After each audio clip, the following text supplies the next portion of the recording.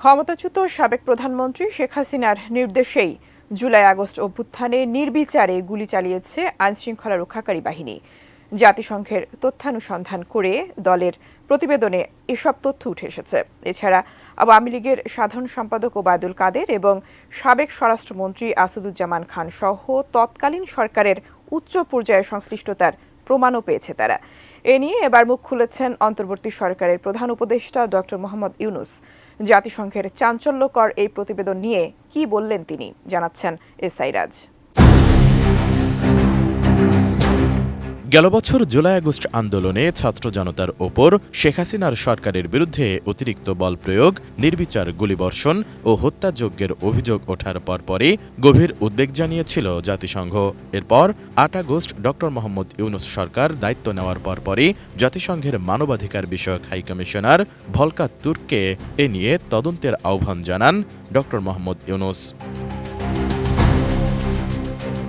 সেই আহ্বানে সাড়া দিয়ে আগস্ট মাসেই সংস্থাটির প্রাক তদন্ত দল ঢাকায় আসে এবং সেপ্টেম্বরে শুরু হয় মূল তদন্ত।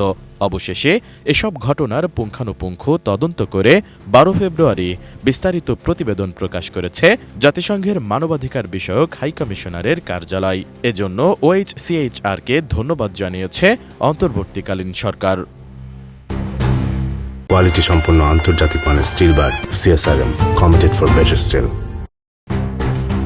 ১২ ফেব্রুয়ারি প্রধান উপদেষ্টার প্রেস উইং থেকে পাঠানো এক বিজ্ঞপ্তিতে এ তথ্য জানানো হয়। এতে বলা হয়, বাংলাদেশের অন্তর্বর্তী সরকারের আমন্ত্রণে জাতিসংঘের মানবাধিকার বিষয়ক হাইকমিশন স্বাধীনভাবে তদন্ত করেছে। প্রতিবেদনে গত জুলাই-আগস্ট মাসে শেখ হাসিনার বিচার বহির্ভূত হত্যাকাণ্ড, নির্বিচার গ্রেফতার, নির্যাতন এবং অতিরিক্ত বল প্রয়োগের মতো মানবাধিকার লঙ্ঘনের ঘটনাগুলো উঠে এসেছে। পাশাপাশি এসব ঘটনায় আওয়ামী লীগের সঙ্গে বিভিন্ন গোষ্ঠী, সংগঠন এবং নিরাপত্তা ও গোয়েন্দা সংস্থার সদস্যরা জড়িত ছিল বলেও প্রতিবেদনটিতে তুলে ধরা হয়েছে। বিজ্ঞপ্তিতে আরও বলা হয়, আইনের শাসন সমুন্নত রাখতে সরকারের প্রতিশ্রুতি পুনর্ব্যক্ত করেছেন প্রধান উপদেষ্টা ডক্টর মোহাম্মদ ইউনূস। একই সাথে পুলিশ, প্রসিকিউটর এবং বিচারক সহ বিচার ব্যবস্থার সঙ্গে যুক্ত সবাইকে আইনের শাসন সমুন্নত রাখারও আহ্বান জানান তিনি।